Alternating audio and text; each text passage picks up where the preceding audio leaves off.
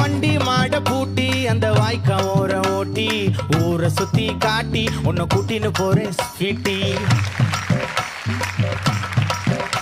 நான் ரொம்ப கோபக்காரி, நீ சுத்துற ஒரு மாதிரி ஆடிக்காரி ஏறி நான் போக போறேன் சாரி. ஓ அப்படியா?